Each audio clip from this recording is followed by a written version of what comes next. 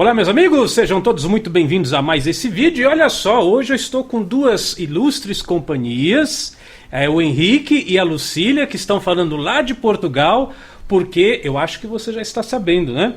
Nós inauguramos recentemente a Embaixada da Unidarma de Portugal e é uma grande honra, uma grande satisfação eu estar falando com os empossados, os oficialmente empossados, os embaixadores de Portugal, a Lucília e o Henrique.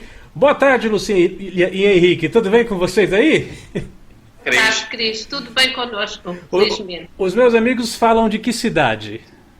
Não é cidade. Não é cidade, é uma vila. Ah, uma vila? Sim.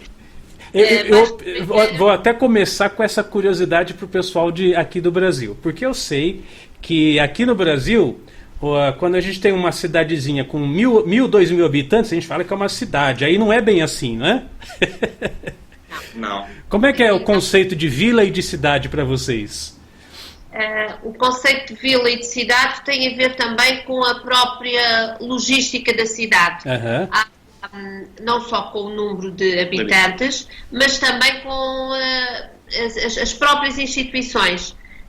Nos concelhos, nós temos aqui uma vila próxima, que é o concelho, é a Moita, tem a Câmara, a Câmara Municipal, e, portanto, depois há um conjunto de povoações que fazem parte desse concelho, que são as freguesias, e em seguida ao distrito, que é uma cidade maior, e depois, portanto, nós aqui, o nosso distrito é o de Setúbal, o concelho é de Moita. Esta população, eu não sei dizer o número de habitantes, Cris, mas sei que são... 1949, segundo as estatísticas. Sim. Aqui no Brasil, 30 mil habitantes já é uma grande cidade.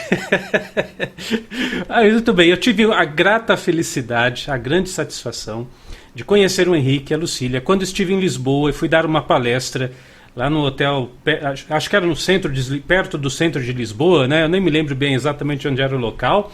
E foi uma coisa muito importante para mim, porque quando eu fui para Portugal fazer essa apresentação da Unidarma, era exatamente expandir, né, os limites da Unidarma, fazer com que a Unidarma chegasse a outras pessoas de outros povos, de outros países. E foi aí que eu conheci o Henrique e a Lucília, e desde lá nós estamos mantendo uma amizade muito frutuosa, tão frutuosa que hoje nós estamos com essa integração, né, vocês representando a Unidarma aí em Portugal. E quando vocês conheceram a Unidarma naquela ocasião ou foi antes, o Henrique e Lucília? Não.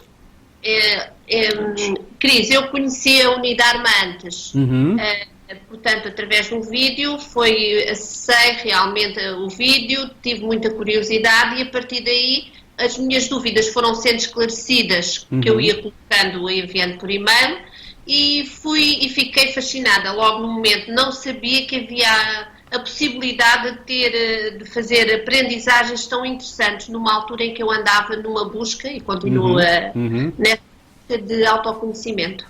E foi diretamente um amigo nosso que o Rui Ludovino?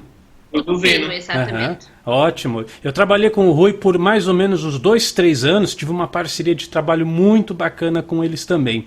Olha, o pessoal aqui do Brasil tem algumas ideias, ou melhor, eu acho que até faltam algumas ideias do que representa Portugal. E eu posso dizer isso porque quando estive aí no vosso país, eu realmente fiquei surpreso, né, com a qualidade de tudo aquilo que eu percebi, com a população, com o carinho das pessoas e tudo mais, né? Vocês já vieram para o Brasil em algum momento ou ainda não? Não. Então já vamos marcar para logo vocês estarem desembarcando para cá. Mas quando vocês observam esta integração do Brasil com Portugal, de Portugal com o Brasil, eu vejo algumas limitações. Por exemplo, eu sei, né, que a visão de Portugal para com os brasileiros, devido a pessoas de não tão boa índole que foram para Portugal, não é das melhores. Isso é verdadeiro aí para vocês ou não? A visão dos brasileiros para os portugueses, como é que está hoje? Cris, eu posso falar pessoalmente porque eu na minha profissão como professora tenho muitos alunos brasileiros. E tem sido, realmente há esse estigma, muitas vezes disto, não é os brasileiros, portanto, com uma conotação mais negativa, de talvez de se aproveitarem um bocadinho daquilo que possam usufruir sem trabalhar, nomeadamente temos aqui uma zona perto de nós que é a Costa de Caparica, que é muito habitada por... existem imensos habitantes de origem brasileira, e realmente costuma-se dizer, a fama não é a melhor. Das melhores. Não é não. Nesse aspecto que as pessoas são um bocadinho indolentes e se puderem aproveitar sem fazer, é mesmo aquela do cara que é muito bacana, mas que não passa muito daí. Ou seja, que não há transparência. As pessoas falam, mas que aquelas palavras são falsas. Eu tenho contactado portanto, com encarregados de educação, mais as mães. Ainda o ano passado eu tive uma mãe brasileira, que a senhora é formada em Direito, e eu fiquei de veras fascinada. Criámos uma empatia muito interessante, eu, a filha e a senhora, porque aquilo que eu dizia, e às vezes eu ia buscar um bocadinho em termos até de motivação na aula, e até em termos de motivação dos pais, dos encarregados de educação, em que havia muito desânimo, e a senhora confessava-me a mim, depois à filha, que gostava muito da forma como nós dialogávamos. E eu tenho realmente tido esta experiência. Como em todos os países, há pessoas de todo o mundo. Sim, é verdade, é verdade. É verdade. Eu tive uma... Na verdade, eu falo isso sem problema nenhum, tá? Eu acho até interessante o pessoal que está nos assistindo ter essa percepção, porque o objetivo desses bate-papos é exatamente a gente perceber a diferença dos países, né? Os alunos da Unidarma, por exemplo, aqui no Brasil, perceber uma nova dimensão e os desafios que nós teremos, né, ao trabalhar em outros países. Por exemplo, uma coisa que eu dou muita risada, mas vamos chamar assim, uma triste realidade. Quando eu estive aí, eu tive muito contato com a mãe e com o pai do Rui Ludovino, né? Inclusive eles foram meio os meus guias turísticos aí, pelas praias e tudo mais. E eu perguntava assim, né, que é seguro andar por aqui, tem criminalidade e tal, e ela falava assim, né, olha, até que era muito seguro, mas depois mudaram os brasileiros para cá, e aí a coisa ficou complicada. Mas é uma coisa impressionante, quando eu tomei aí o transporte público, eu andei aí no metrô, nos ônibus e tudo mais, inclusive aqueles bondinhos também, e é uma coisa que não existe no Brasil, e se o brasileiro for aí, ele vai levar um choque, porque a gente passa nos terminais, compra um cartão, né? E entra no ônibus e ninguém fica ali vigiando se você pagou ou você não pagou. Tem lá uma canaleta assim com magnético, né? E você passa a tarja ali e pronto. E se eu não quiser passar, ninguém vai saber, ninguém vai ficar me cobrando. Eu até acredito, sim, existe criminalidade em qualquer lugar, existe furto, roubo em qualquer lugar, existem pessoas que estão passando situações difíceis em qualquer lugar. Mas a diferença é muito gritante, né? E isso foi uma das coisas mais chocantes que eu percebi também, né? Mas eu quero fazer uma pergunta para vocês aí de Portugal. E vocês vão tirar um mito aqui no Brasil, se é verdade ou não. Porque aqui, muitos lugares, desculpa até tratando de um assunto completamente fora de desenvolvimento pessoal, mas é uma curiosidade. Aqui vende, em muitos lugares, o pastel de Belém, né? E eu ouvi dizer que não é bem assim, que pastel de Belém só pode ser comprado em Belém. É isso mesmo? Como é que é essa história? O pastel de Belém, portanto, o famoso pastel de nata, é realmente aqui de Belém. Se a receita foi vendida, entre aspas, foi transportada para os outros países, eu não sei porque diz. Cris, estão à parte. Eu, como sou um especialista em pastéis de nata, eu acho que os pastéis de Belém são um mito mais para os turistas. Em Portugal, para mim, há sítios melhores, muito melhores que os pastéis de Belém. Porque eu cheguei numa padaria aí, na verdade uma pastelaria, né? Que aqui no Brasil a pastelaria é completamente diferente. Eu vi uma pastelaria e falei, bom, vou entrar numa pastelaria, vamos comer um pastel, né? Mas não são os pastéis que nós temos aqui no Brasil. Os pastéis aqui são tipo 2 camadas assim de massa com recheio dentro, eles fritam isso. Pastéis aí é uma coisa diferente. E eu falei, olha, eu quero comer um pastel de Belém. E a pessoa, acho que ela ficou meio brava, aqui não temos pastel de Belém, é só pastéis de nata. E aí eu falei, será que eu estou cometendo uma gafe turística, alguma coisa?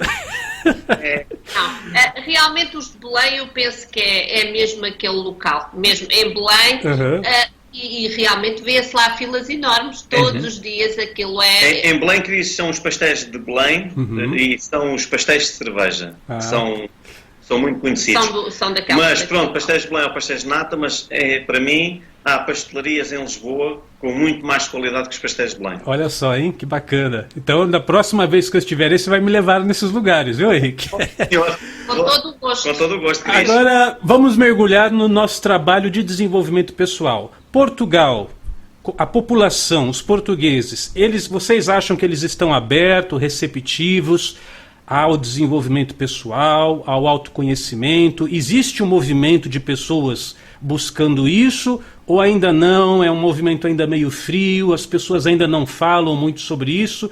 Qual que é a situação hoje aí dos portugueses? Cris, eu penso que é um movimento e completamente distinto do que existia talvez há 10 anos. Completamente distinto. Há uma procura, há uma necessidade de mudar um bocadinho a consciência e vai-se notando que até por pequenas coisas que vamos ouvindo aqui e além, que as consciências começam a despertar. Começam a despertar, não sei se pela necessidade, também pela necessidade que as pessoas têm de se agarrar a algo, de procurar algo, porque em termos físicos, em termos materiais, a situação está delicada, aqui como no mundo inteiro. E as pessoas têm faltas e muitas vezes entra na fase de depressão, entra na fase de muito desânimo e há necessidade de procurar algo. E isso começa a ser um movimento que vai tendo voz, uma voz muito mais sonante, em estruturas, por exemplo, como as escolas, que não era falado, e neste momento começa a haver pessoas que já falam nesses temas abertamente, inclusive em disciplinas próprias, específicas. Então, a questão de autoconhecimento, autoestima, autoconfiança, começa a haver maior abertura para isso. Muito mais. Estas gerações, meninos de 12 a partir de 13 anos, é a realidade que eu conheço, até aos 18, 19, eles já se fala nestes temas e muitos deles pequeninos já se ouve temas como autoestima, não tem autoestima, não tem autoconfiança, ou é muito autoconfiante, portanto coisas que não se ouviam nitidamente. Espetacular. Olha, como eu falei para vocês, viu pessoal, antes de eu ligar as câmeras, eu falei, meus amigos, a gente vai começar, mas o tempo passa muito rápido, né? E de fato passa. Eu ficaria aqui a tarde inteira conversando com vocês, mas eu tenho a limitação de tempo do vídeo, né? Você sabe que os vídeos muito grandes, infelizmente, as pessoas acabam desistindo de assistir, embora a conversa esteja aí, para mim, pelo menos, muito interessante. Mas esse, então, é o Henrique, a Lucília, eles estão lá em Portugal, no vilarejo de Setúbal, é isso? Perto, portanto, zona no Conselho da Moita. Pertinho. Aí é onde tem uma grande, eu não sei que nome se dá para isso, um mercado. É o Freeport de Alcochete. Isso, acho que eu estive aí também, se eu não me engano. Sim, é perto. Isso, é um lugar muito bonito, inclusive é um outro estereótipo que o brasileiro tem de Portugal, porque aqui no Brasil a gente diz assim, aqui é a terra da fartura, tudo planta, tudo dá, etc. Maravilha. Mas eu fui aí nos mercados e eu vi cada morango gigante, cada fruta, bananas, mangas, eu falei, meu Deus, isso aqui não tem no Brasil? Como é que vocês conseguem produzir isso? Às vezes a gente, na nossa arrogância, né, acha que o nosso país aqui tudo dá, tudo planta, tudo colhe, mas as frutas que vocês têm aí, maravilhosas, né? A gente até tirou fotos ali, eu nunca vi qualidade de frutos assim no Brasil, né? Então, você vê que essas conversas, eu estava conversando com a colega de Angola também, sobre os estereótipos que nós temos dos países, né? E nós temos que alargar a nossa visão, percorrer o mundo, conversar com pessoas, interagir com outras pessoas, sair do nosso mundinho, né? E ver que existe muita coisa bacana, muita coisa bonita lá fora também, tá? A maior parte das mangas que nós comemos aqui vem do Brasil. Então tá bom. Algumas vêm do Chile, às vezes da Argentina, mas a maior parte são todas brasileiras. E os morangos que eu vi gigantes aí? Os morangos são nossos. Então tá bom. Eu nunca vi morango desse tamanho aqui no Brasil. Eu falei, puxa, mas muito bem.